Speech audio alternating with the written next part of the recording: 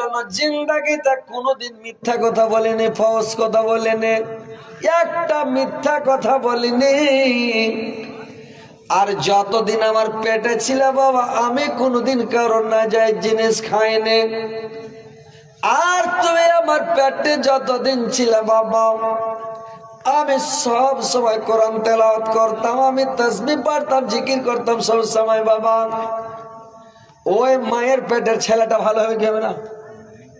যদি ও কোনোদিন মিথ্যা কথা না বলে, তো মেয়ে ছেলে পেটে বাচ্চা আছে আর ঝুট কথা কয়ে চিল্লিছে, ওকে হাগে তোর ছেলে পিলে হবে, বুঝছেন না? কেন করে বুঝলে? পুরা পথ হয়ে গেছে, তা হয়েছে না হবে না, এমনি একটু খাওয়া দাওয়া বেশি আছে, তাও মিথ্যা কথা। ও বাচ্চা হবে পেটে আছে, লুকিয়ে লুকিয়ে লোকের শাক তুলে নিচ্ছে, তেঁতুল পেড়ে নিচ্ছে, আম পেড়ে নিচ্ছে, কাঁচা কাঁচা খেয়েছে কাঁচা আম। ওগুলা মেয়ের ছেলে পিলা ভালো হবে? শাক তুলে নিচ্ছে, কাঁচামরিচ তুলে নিচ্ছে, ওর ছেলেটা ভালো হবে? এগুলা করতে হয় না, মায়েরা শিখালাও। যদি নাজেজ খানা ভিতরে যায়, তোমার বেটা ভালো হবে না, ছেলে ভালো হবে না, বদমাশ হবে। তুমি মিথ্যা কথা বলিও না। ফরজুদ্দিন বগদাদি রহমতুল্লাহ মা বলছে, বেটা আমি সব সময় কুরআন তিলাওয়াত করতাম, তাসবিহ পড়তাম, জিকির করতাম, সব সময় আমি আল্লাহকে স্মরণ করতাম। আর যখন তুমি ভূমিষ্ঠ হয়ে গেলা বেটা, দুনিয়াতে যখন চলে এলাম বাবা, আমি বিনা উজুতে তোমাকে একদিনও দুধ পান করাইনি, বিনা উজুতে একদিন দুধ পান করাইনি। আমার মায়েরা বোনেরা বলো তো, জিন্দাগি থেকে তোমার বেটাটাকে একদিন উজু করে দুধ খিলালছো কত? জীবনে কোনোদিন দুধ পান করেনি উজু করে।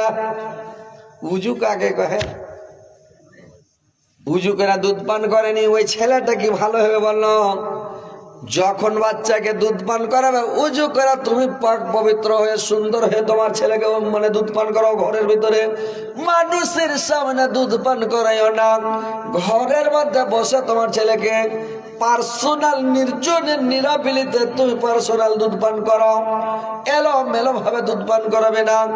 তো ওই ফরজুদ্দিন বগদাদির মা বলল, বেটা আমি কোনোদিন মিথ্যা বলি নাই, কোনো হারাম জিনিস না যে জিনিস আমার মুখে যায় নাই, আর আমি সব সময় তাসবিহ জিকির করতাম, তাহলে ছেলে ভালো হবে। বুঝতে পারলেন? এবার চলে গেল হালিমা মদিনা। যেতে যেতে মদিনা যখন পৌঁছে গেল, যখন মদিনাতে পৌঁছে গেল, এইবার বাবার বাড়ি বেড়াতে লাগলো। একদিন, দুদিন, 5 দিন, 10 দিন, 15 দিন, 20 দিন, 1 মাস। 1 মাস জুটে গেল, অত দিনের ওপরে বাড়ি এসছে আমিনা অত দিনের ওপরে এসে কার বাড়ি যাবে? খালেতো বোন বলছে, বোন রে আমার বাড়ি একদিন থাকো। মামাতো বোন বলছে, দিদি আমার বাড়ি একটা দিন খেতে হবে। সঙ্গারি বলছে, বোন রে আমার বাড়িতে একটা টাইম, একটা সাঁঝ তোমাকে খেতে হবে। বললাম না বোন রে, আমার শ্বশুর মশাই রাগাল মানুষ, যোদ্ধা মানুষ, খুবই রাগাল, রাগ খুব কড়া আব্দুল মুত্তালিবের। আমি যদি তোমার বাড়িতে থাকি, একদিন একটা দিন দেরি হলে আমাকে কৈফিয়ত দিতে হবে, জবাব দিতে হবে, আমার শ্বশুর কোন রাগাল।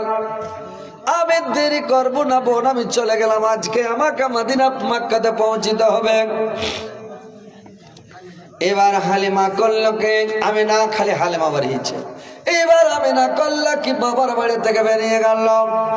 যেতে যেতে যেতে যেতে চলে গেল কোথায়? যে রাস্তা দিয়ে এসেছিল ওটা রাস্তা ছেড়ে অন্য রাস্তা দিয়ে যাচ্ছে। আল্লাহর নবী মাকে ডাক দে, বলছি মা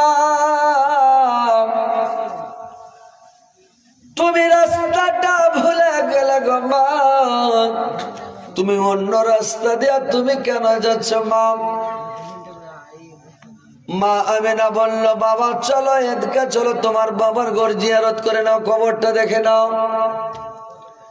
মাকামে আবওয়াতে নিয়ে চলে গেল রে ভাই, যেখানে আল্লাহর নবীর বাবার কবর আছে, আব্দুল্লাহর কবর, ওইখানে নিয়ে চলে গেল। আর ওইখানে নিয়ে যে একটা বাবলার গাছ ছিল, বাবলার গাছ ওই উটটাকে বেঁধে দিল।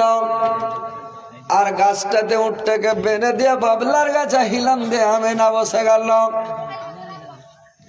এইবার যখন আমিনা বসে গেল, হেলান দিয়ে বসে আছেন, আঙুল দিয়ে দেখায় মাতা আঙুল দিয়ে দেখায়